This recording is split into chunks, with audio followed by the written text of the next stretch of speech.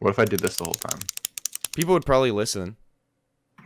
We'd probably get more listeners than we usually do. That's less annoying than our voices.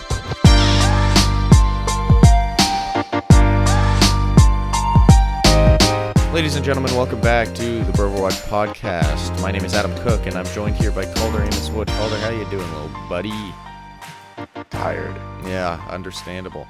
So, we didn't have an episode last week because Calder was on break. I was going to record one alone, but I was only too scared. Busy. No, I was only busy.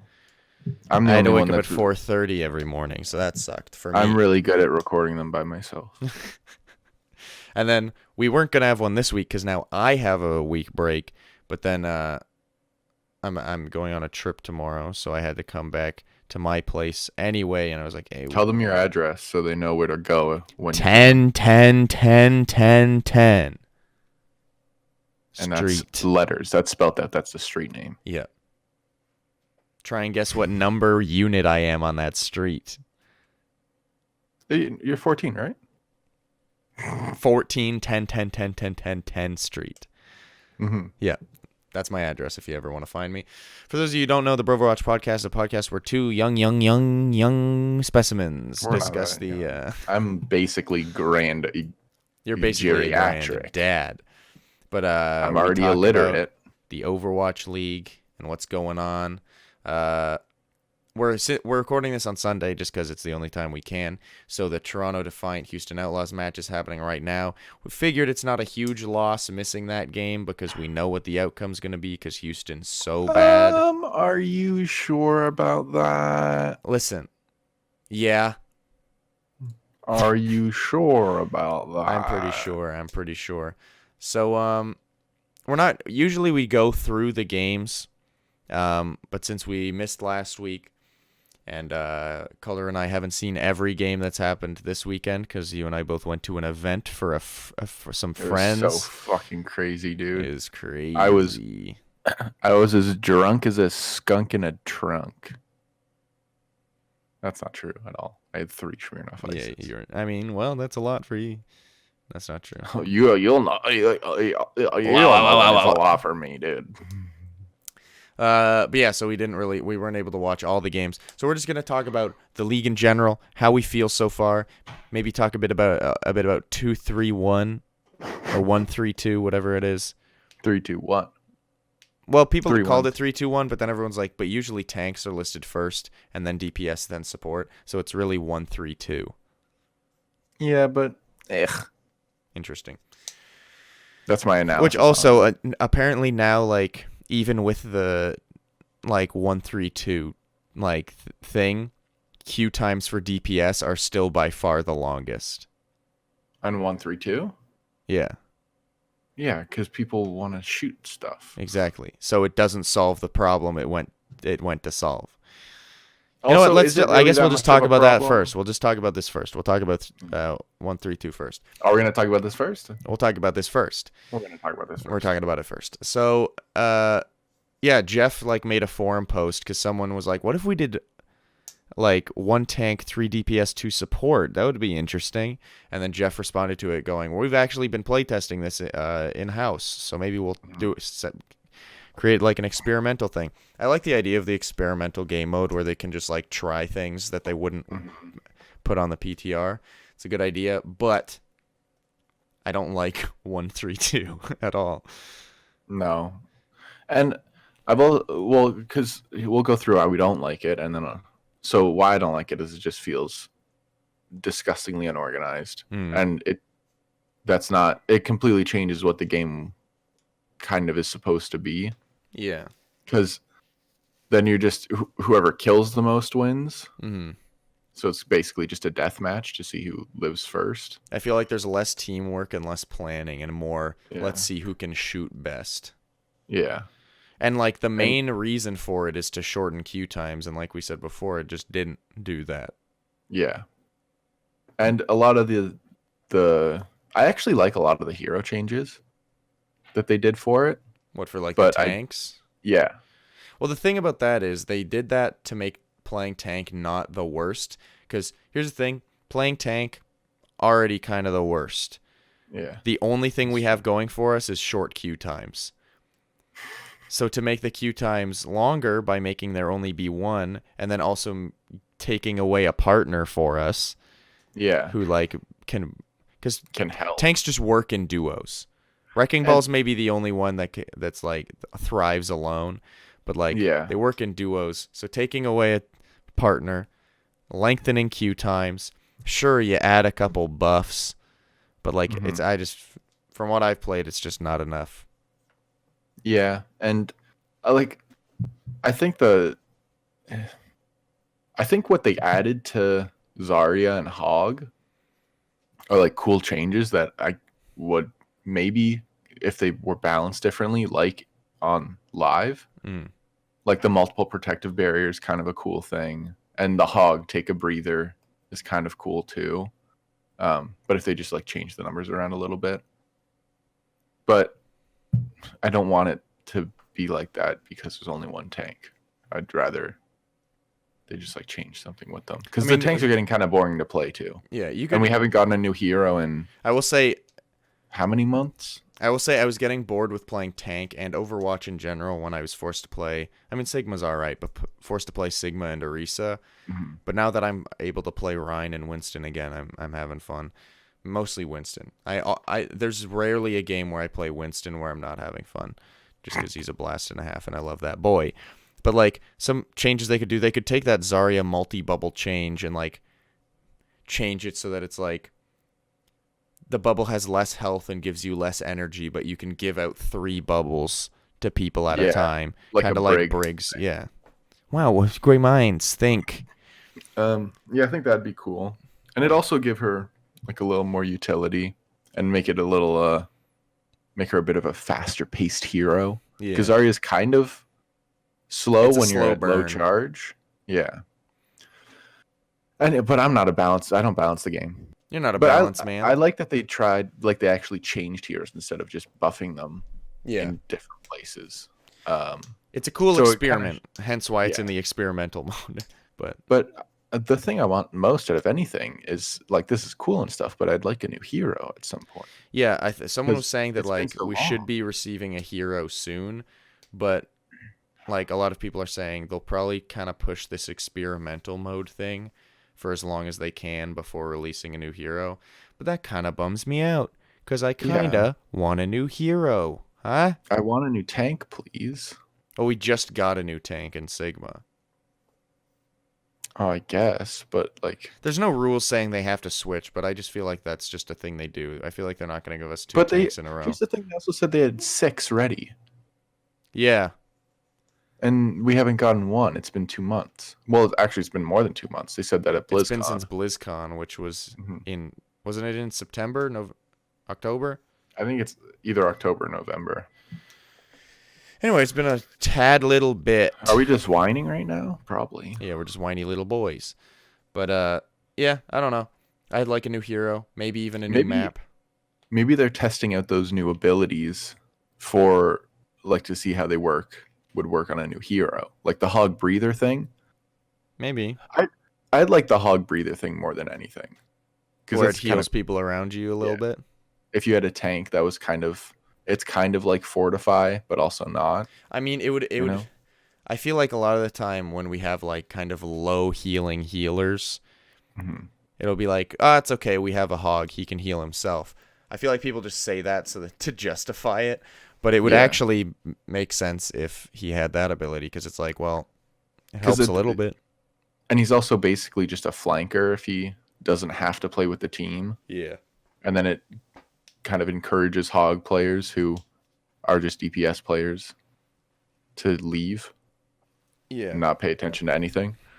But here's the thing. Overall, don't like 3-2-1.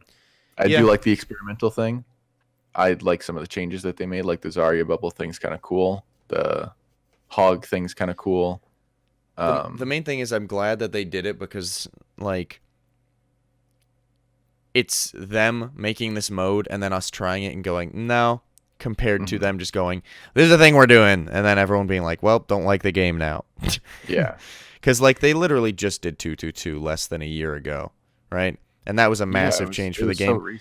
Yeah. And like it made sense that it, like Jeff even said when they did it, like they've always been going, like even before there was 2/2/2 lock. To be 2/2/2. Exactly. And like when there were recommendations like not enough damage, not enough healing, like it's because it was designed subconsciously to be 2/2/2.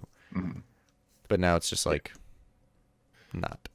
And they even like changing the categories so that there's only 3 even enforces that even more. Yeah. The one thing I don't want is the next year to be DPS or something like that. I feel like it'll be a healer, personally. We have enough DPS. Yeah. Just give us another healer, then give us another tank.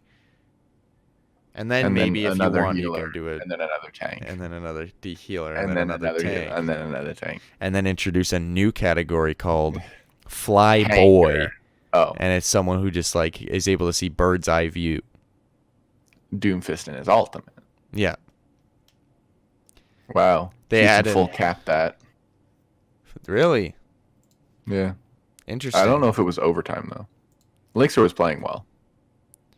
It's surprising when you play the players that have been good. You know what? I feel like we've covered 3-2-1. We just don't like it. Let's move on to Overwatch League. We'll start with Houston, just because they're playing right now and they're kind of in the barrel. We knew that they were. I mean, I feel like most people knew they weren't going to do as well as their roster looked. Yeah, because their roster looks amazing on paper. Yeah.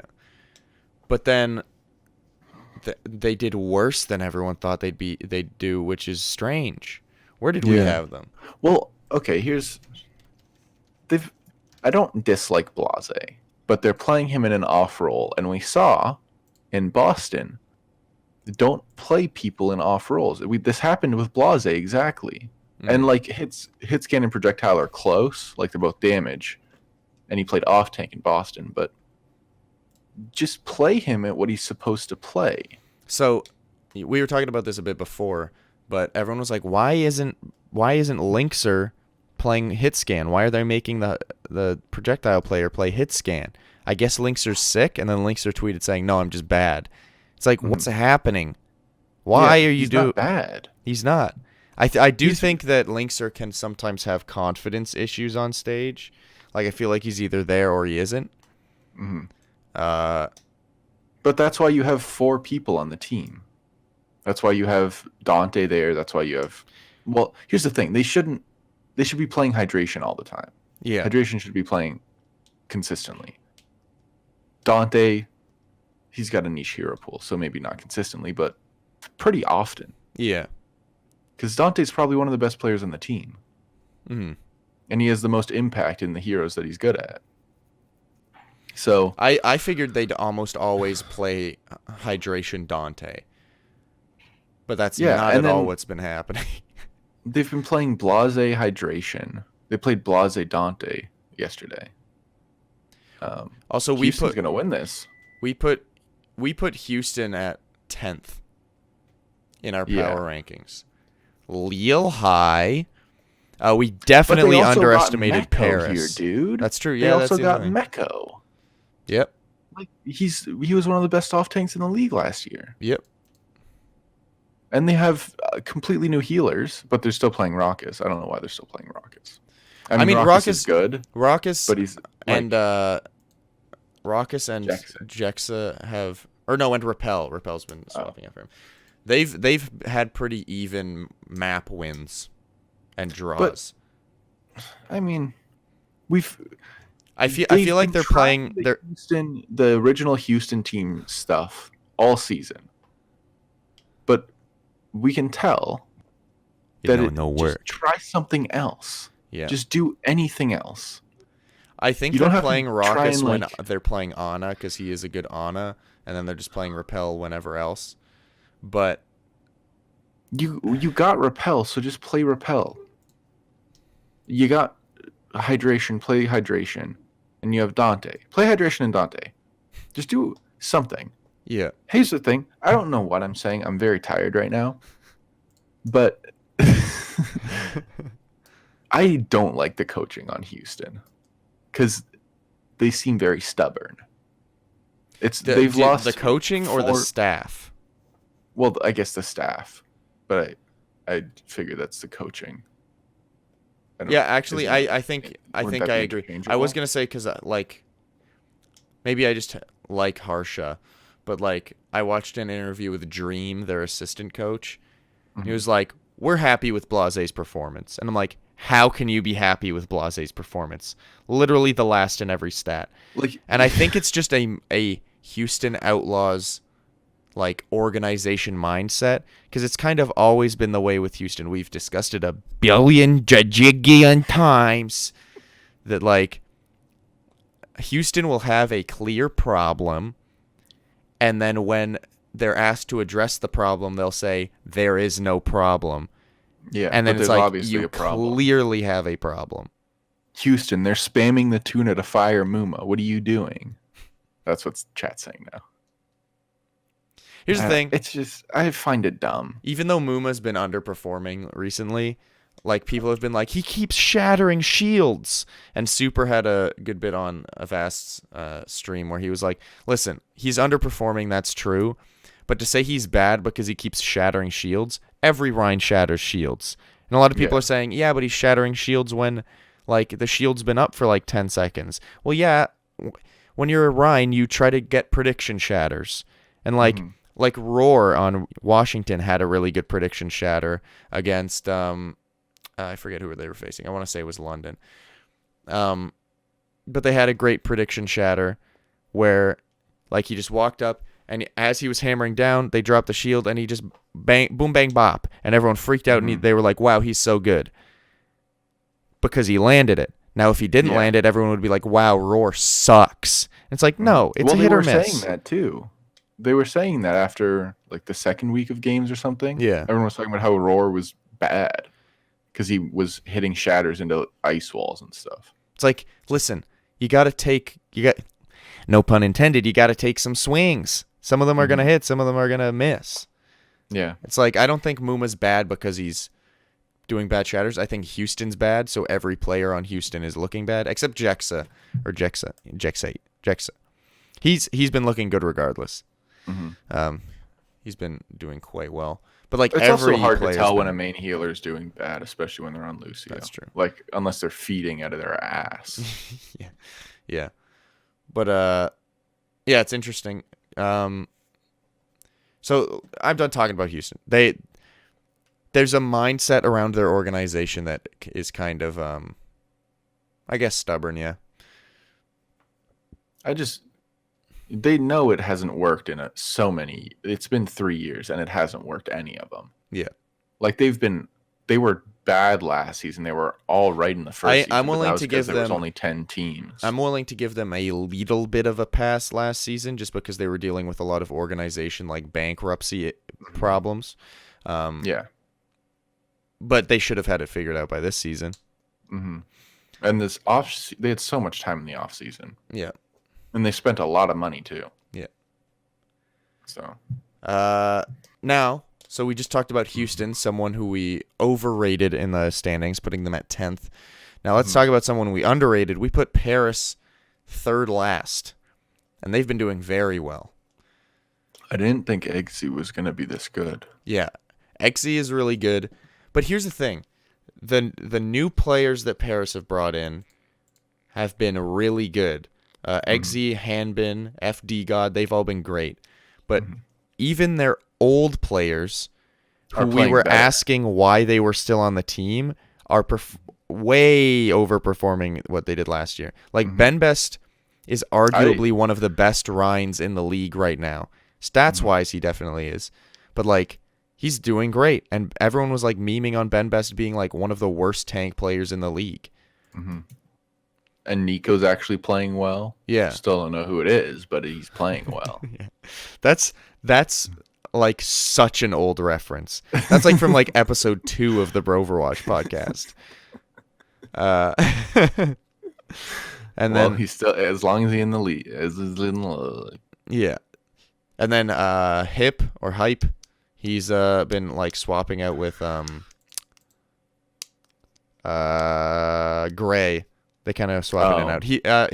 He didn't swap out today. They beat Atlanta, which I guess we'll get to, but Yeah, Paris has been way overperforming Did Atlanta play expectations. Edison at all? No. That's bad They're for back you. on the Baby Bay train. Yeah, apparently Baby Bay's just been doing great. I don't know if Edison played when they faced Toronto. Let's see. No, he didn't. No. I don't think so. But Actually, Erster's been doing well. Baby Bay did great. It was judging off of one game, and I'm sure it's down now that they lost to Paris. But after they faced Toronto, Baby Bay was first or second in every McCree stat, and it's like, well, like a lot of people were saying, like that's the best Baby Bay's ever been. Should have never given him up. What do you mean? Baby Bay, San Francisco. Oh. They're in the gutter now. I'm pretty sure San Francisco's gonna be just fine. They don't play for 2 weeks, 2 more weeks until I get to see San Francisco play. That's true. Oy vey. Did you like that? Oy vey. But yeah, Paris has been. They don't even play in 2 weeks, dude. It's fine. When do they play, dude? When is this fucking team gonna play, Dude, you think it's bad for San Francisco? Shanghai doesn't play till like end of March. Is their first game? Yucky. They play week 8, dude. Yep, that's they end of play March. Week 8. Shanghai doesn't play until week 8, I think. No, it's not week 8 either. Really? They don't play till week 12 or week 10. That sucks. Is Shanghai the latest one? Or is there another team that's... I think so. I guess we could talk about that. Yeah, we didn't really talk about that on the podcast. How the league is getting absolutely blasted by a corona. By a germ. That makes it sound so much less important than it is. Yeah. It sucks. Because that's probably the biggest thing that's, I mean, apart from the stupid Tezonde's watching right now. Is he? Tezonde's watching Overwatch League. Is he? Yeah. Is he streaming it? He just... No, he's... tweet it. I just saw him in the chat. Oh, really? He said, at Gordon Murray, LA Valiant. I don't know what that means. Someone probably asked him what team he cheers for. Wow. Anyway, the coronavirus... Well, here's what sucks. Apart from, like, production issues and, like, weird ads... The thing that's worst about this season is that a bunch of the like international homestands had to be canceled. Yeah. Like, and there are a lot of the fan favorite teams too. Like I really like watching Guangzhou. Yeah. I like well, like here's the thing, even if Guangzhou doesn't have the biggest like Western fan base, their fan base in China is absolutely massive. Because the city's bigger than almost all of them. Yeah. In like, it's ridiculous. Yeah. You ever just we've definitely talked about this before. I googled Chinese city populations. It's the stupidest thing. Well, not stupid, but it's just. Well, I was talking to someone in my class who like pretends to know a lot but doesn't really know anything, and I was like talking about the population, and I was like just talking about esports, and I was like, you know the city Guangzhou? And they're like, yeah. And I'm like, definitely don't, but okay. And I was like, try and guess how many people they have. And then they were like, or no, I didn't ask them to guess. I was like, they have nearly 13 million people. And then they were like, yeah. Well, how much does Toronto have? Don't they have like 10 million? And I'm like, okay, well, that even more proves that you have no idea what you're talking about. They don't even have 3 million yet. I saw an ad, and it was on the subway. And it said, all 2.94625 million of us. I feel like it's been at almost 3 million for like 5 years. Yeah. It's so strange. Well, and the thing is, she was then like, doesn't Vancouver have a lot of people? Like, don't they have like 6 million? And I checked, and I'm like, no, they literally have 700,000. Yeah. It's like... Guangzhou is huge. as a whole has 5 million. And that's like multiple cities. The greater Toronto area as a whole has Mississauga, Brampton. 6 million almost. Yeah.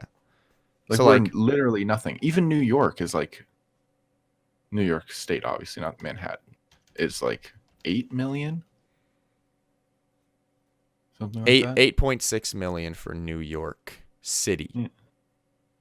Like Toronto's not a big city at all. No. I feel like people overestimate, like when it's like, yeah, Guangzhou has like 16 million people. It's like, yeah. No, that's a lot of people. That's not like a... It's like you definitely didn't know Guangzhou was. But yeah, so that's the thing I'm most bummed about, is not being able to see the Chinese fans. Man, and also sucks. that hurts the league a lot too. Yeah. Because I don't know if they're watching if their teams aren't playing, right? Yeah. They'll get rescheduled, but it's a hassle. It's a waste of money. Blase subbing in for Lynx or two. Interesting. Yikesers. Hopefully they can play them in the U.S. somewhere. Yeah, I'm hoping they can still do it LAN. They've discussed possibly doing it online. I feel like that would not be... I don't know. It doesn't only hurt the league, but it hurts like the experience, it hurts the season, because like the competitive integrity is a little bit gone, because like they'd planned it so that every team would play some games without the hero pools, for example. Now there's some teams that are only going to play with hero pools. Some of these teams, like, they have a disadvantage because they have to keep jumping around all these countries and they're being chased by these germs.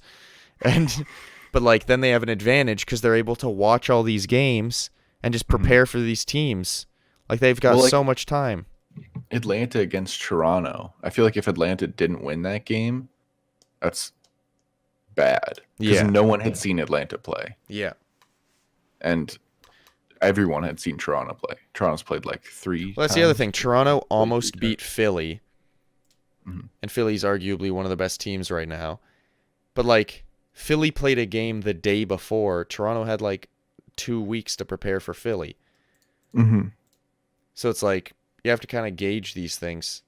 So like So I don't know how much better Atlanta is than Toronto right now. Atlanta's obviously good. Toronto's good too. But I don't think Atlanta's 3-0 on Toronto good. You know? Yeah. I feel like they're like 3-1 on Toronto good. I feel like Toronto's good, but they're very clutch. But they also make a lot of easy mistakes. Like I feel like they win or lose on whether someone pops off. Yeah. I feel like they don't like move as a unit as much. Like I watch Philly and I'm like, they are moving as a unit. Yeah. Whereas like Toronto, I'm like, man, agility's just popped off. Oh shoot. Well, Toronto's whole team is pretty much new too.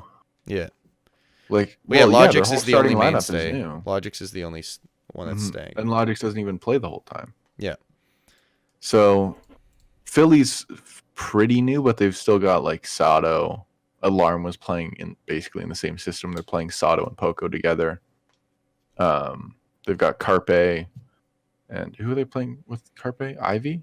Yeah, they're playing Ivy. Ivy's been insane. Well, he was really good with Toronto too, and then Toronto stopped playing. He just had a bad team. Yeah. Well, because they were like, oh, we're gonna get IM37, the guy that was literally my rank before they signed him. That's not true. That's not true. I'm gold. But well, like I think they also they knew the season was lost, so they focused on marketability. So they brought on like Mangachu and Logix, and like they focused on that, which honestly I think was smart. And then they just axed their entire roster. And Ivy was good. I'm glad he found a good team. And EQO and Fury hadn't even played before they faced Boston, but then they played pretty well against Boston. It's tough to tell because it's against Boston, but. You know, apparently I was looking at the stats comparison between Jerry and Carpe in that so match. Close, isn't it? And like Jerry, other than deaths, was doing better than Carpe in every category. Huh. So Jerry, actually, people were memeing on him pretty hard before the season, being like he's just a goofy guy. His name is Jerry too. Well, Andy's just like, there were videos coming out of him just being a wholesome boy, and apparently he was saying like there's clips of him on stream just saying this is real gang shit whenever they win a team fight. It's like he's just a very marketable, likable guy, but usually those people aren't popping Good. off. Yeah. Usually you're either really good or you're marketable and pretty good, but he seems to be a bit of both. Sato's been incredibly impressive on Philly. Yeah. He's first in almost every stat. Well, yeah, you and I were talking about this last night at like 3 a.m. Mm-hmm. You and I were talking about how like Boombox, Neptuno, you look at that and you're like, that's a pretty good healing duo. Mm-hmm. But then you look at Funny Astro Alarm and you're like, that's a nutty healing duo. And I think that's the main reason Sato's doing better, is because he has good support behind him. And he plays fairly aggressive, so he kind of needs that. Yeah. And, well, yeah, they're just able to keep him up in insane conditions. He's got, like, blizzard. There's a blizzard on him. The whole team's shooting at him, and he's still alive. Yeah. Yeah. Can I mention something that just happened in this game that is on? Okay. So, Houston just swapped out their 2 DPS, Linkser and Hydration, for Blase and Dante. Yeah. We'll see how it works, but everyone in the chat is saying that it's bad and they're spamming emojis. Spam this Puma to bench Muma. Yeah. Spam Here's the thing, that's probably going to work. Yeah, that's probably going to make them do that. Oh, shoot, guys, I saw some emojis in the chat. We should probably bench Muma. Like, I will say, Dante on Sombra and Blase on Doomfist, I like that way better than Blase on McCree and Hydration on May. Yeah. Dante's a great Sombra, Blase's a good Doomfist. This makes so much more sense. Why were they not doing this before? Because they're silly. They are a bit silly, aren't they? What else has been happening in the league? Well, I do want to talk a bit about Philly. Where do we rank Philly? We ranked Philly fifth. Yeah. So right under Shanghai, but we haven't seen Shanghai play yet. We never will. So I'd argue, granted, we've only seen Atlanta play twice. I think we've seen San Francisco play once. New York's been kind of So all they that only being lost to Philly, didn't they? New York? Yeah. Maybe. They only lost to Philly like last week. Yeah. And then they've been pretty good. The games at the start of the season in week 1 were not close, but like they weren't as far apart as they seemed. Yeah. But basically where I was going was, like, even though we haven't seen Shanghai, we've only seen Atlanta twice. New York, it's still hard to tell because they've looked very good and subpar also. And then, because they also looked kind of subpar in some of their wins as well. And then Shock, we've only seen once, right? Yeah. Shock have only played once. So, like, all that being said, Philly, for me right now, is the best team in the league. Yeah. They're the best looking team in the league with the most evidence. Yeah. And it's not a really hard case to make because you have to compare the teams that have played equal amounts, right? So Philly, New York, and Paris are really the only top teams that have played the same amount of times. Yeah. Philly's looked the best by far. Yeah. York is New York. Like, they're not the best, not the worst, you know? Yeah. And then Atlanta, we shall see. And Paris has looked quite good, much better than we thought, and it's going to be nice to see when they get all their players. Well, not get all they're just missing one, right? They're just missing Sparkle. Yeah, they said that they were sick today, but then they didn't crush Atlanta, but it was a bit one-sided. Yeah, I don't know. But I'm happy that Paris is good now, even though we hated them last season. It's weird. I feel like it's kind of karma. We hardcore trashed on both Philly and Paris, and they're the two most impressive teams right now. Yeah. I mean, hopefully some of the Chinese teams that we like a lot. Yeah. I mean, who do you think is going to be the best of the Chinese teams? Which one did we say? I'd say Shanghai. We said Shanghai. And apparently Shanghai, at least in scrims, is like near shock level. So, but that's just scrim bucks, so we'll see. I'm excited to watch Shanghai play though. But like last season, we hated Philly just because they have kind of like a kind of cocky, not smarmy, but like kind of like disgusting, smug mindset or like vibe around them where it's like, oh yeah, we're really good, but they did just okay last season, but they were still like, oh yeah, we're awesome. And it's like, no, you're not. And I feel like, and Carpe even admitted it, like, I feel like they just weren't really trying last season. Like, Carpe said he barely practiced last season. And I think it's because they were like, we're really good, so that we don't really need to. But now they've come back this season, and, like, they're all clearly trying. They're all clearly also having fun. Like, Carpe made a tweet making fun of Alarm, saying Jonak is better than Alarm. And then Alarm responded saying Jerry's better than Carpe, and it was very funny. Anyway.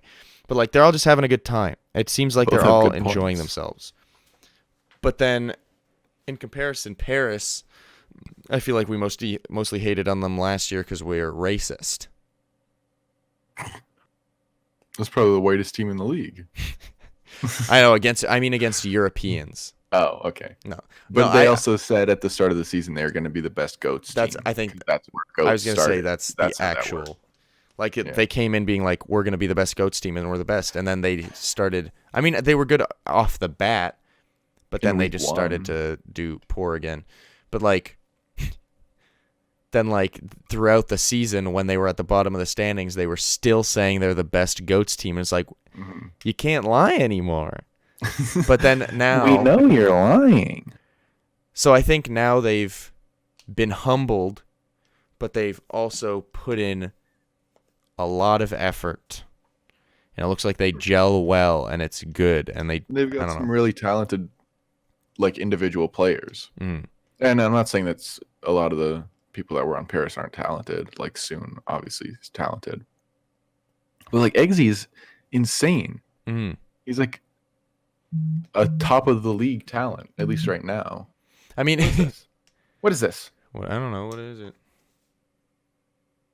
It's a text from you, cuck. Oh, I didn't send that recently. It's probably from your mom then, dude. Got him. Ooh. Okay, none of that. But I will say it's kind of funny because in Paris's first match, the casters were like, interesting that Soon's not here. They're opting to play Eggsy instead. Then I was like, that is kind of interesting. And then after the match, I was like, why would they ever play Soon? Yeah. Like, Soon's good, but why would they ever play Soon? Yeah. But yeah. All right, so we've talked about Atlanta, Houston, Philly. We talked about there's Paris. One more thing that I was thinking. There's been some Washington slander. Oh. Okay. Talking about how Washington isn't as good as they should be. And to that I say, I don't know what the problem is. Here's what I'll say. I think Washington's looking better than people thought they would, because their roster's very small and not very flexible. But they're doing all right. And they're also missing one of their, like... I know this probably doesn't sound like a big deal, and if he comes back, it might not even be a big deal. But they're missing the tank pairing to Elevote. Yeah. Which Roar's been actually doing decent, but... But I want to see them play together at some point in a meaningful way. Yeah. Because we haven't seen that. The issue is that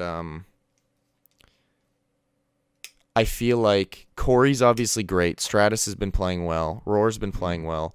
And their Aimgut and Arc have been, like, pretty solid. And Elevote's actually been crazy. So, like, they're all playing well.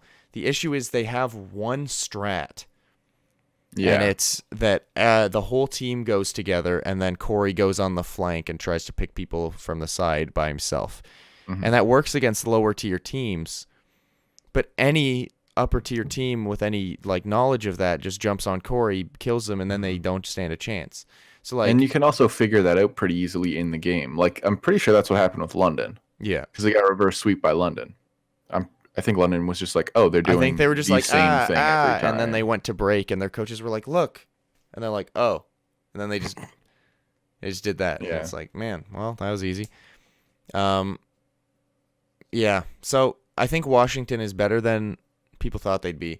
The issue is they need.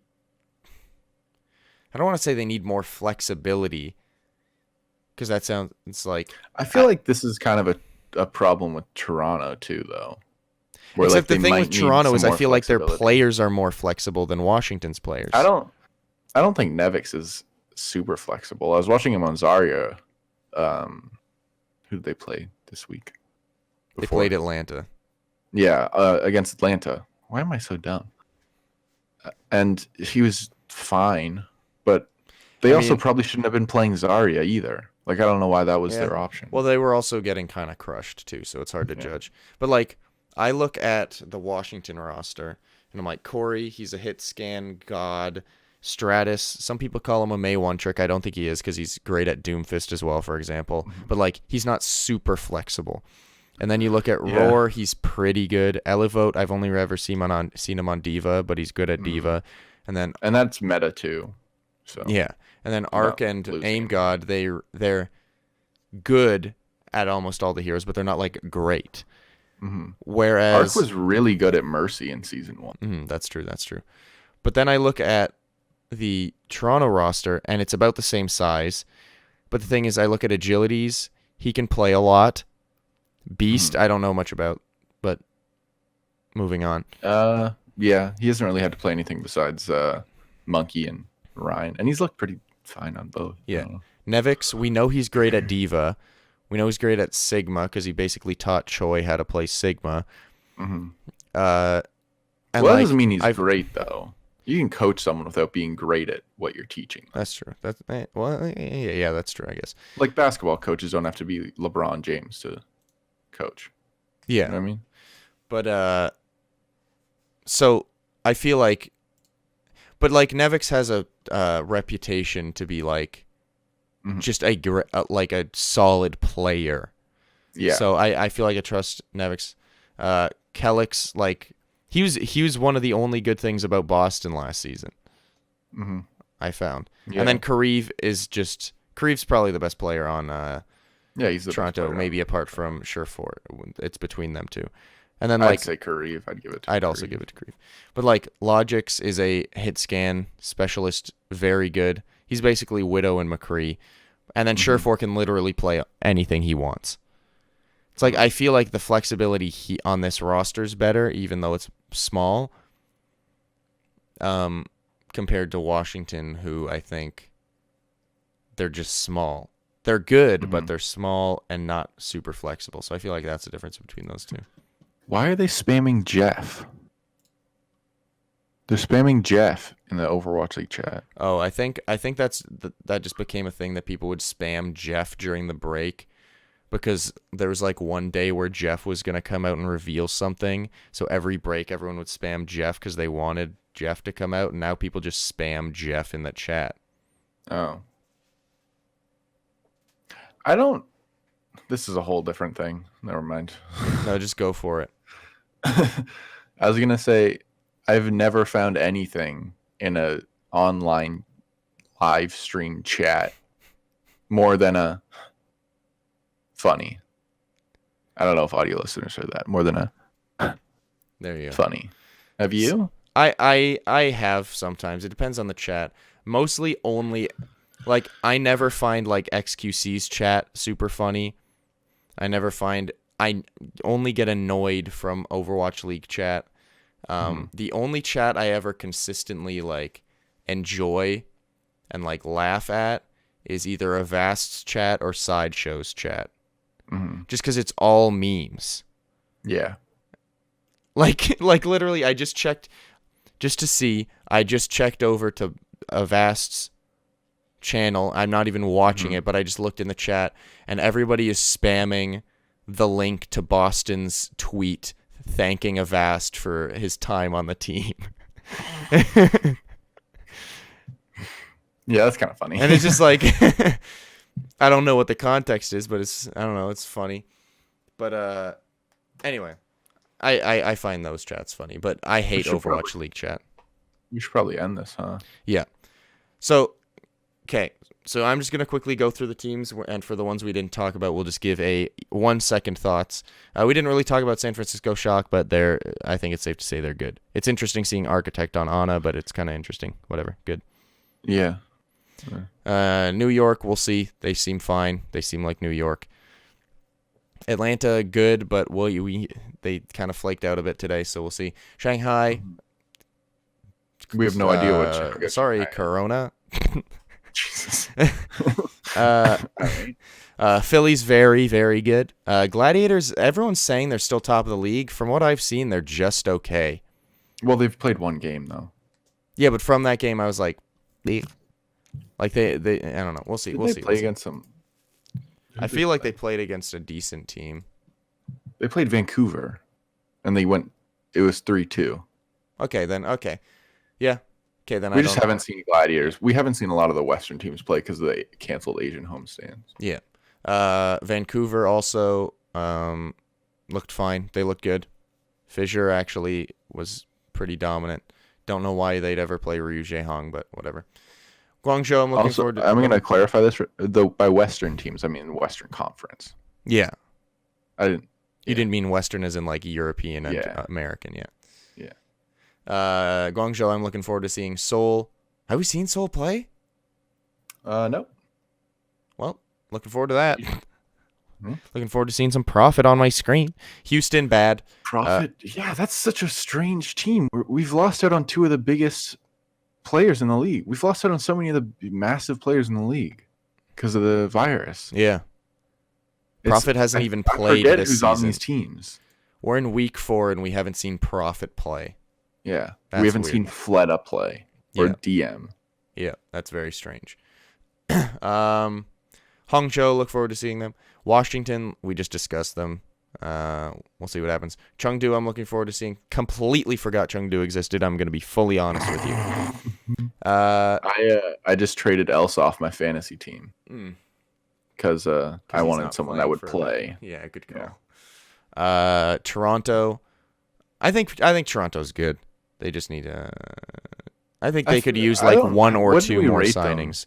Where did we rate them in the? We put them in the second last tier. We put them at. Oh, that's probably accurate, I think. We put them at 14th. I'd say they're more. I'd swap them. I was gonna say I'd swap them and Outlaws, but Outlaws should be last. But yeah. Outlaws are actually playing pretty all right now. I don't know. I feel like Toronto should be a bit higher than 14th. Florida, we had at 15th. I think Florida's actually been decent. They've had pretty good showings. They're still not obviously top of the pack, but all right. Yeah. Dallas, I don't. Dallas, we've only seen a little bit of, but they've been disappointing. Doha was good, or Decay Doha was impressive, but I think they play next week. Hopefully, I want to see Dallas play again. Dallas does not play next week. Fuck. They will play the week after. This schedule is hurting me. Yeah, it's weird. It's like Toronto is playing this week, next week, and the week after. All of these teams that I'm seeing are the same teams, or I guess it's just because they haven't rescheduled. Because the Western Conference ones are not scheduled. But even then, like, there's no room for an Asian homestand in here.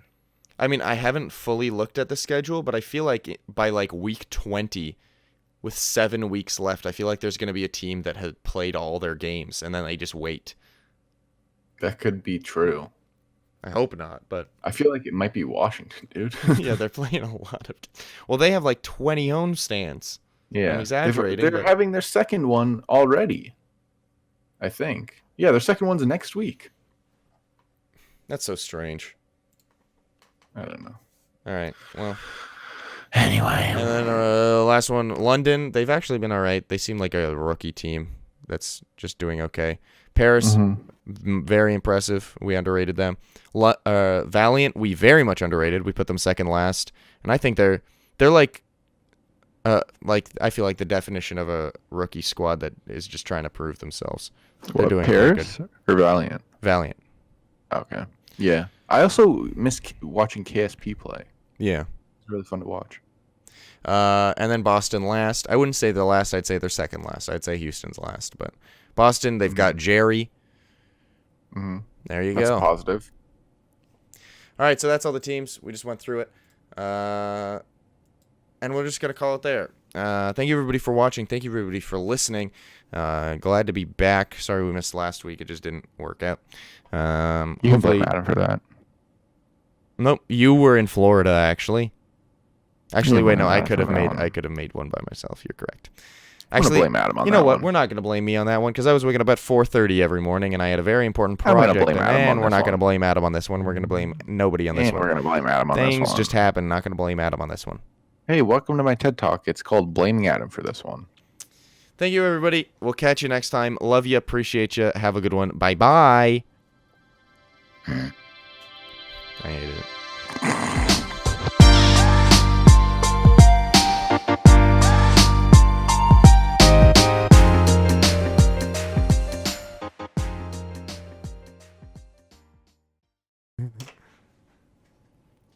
No, I'm supposed to study now, too.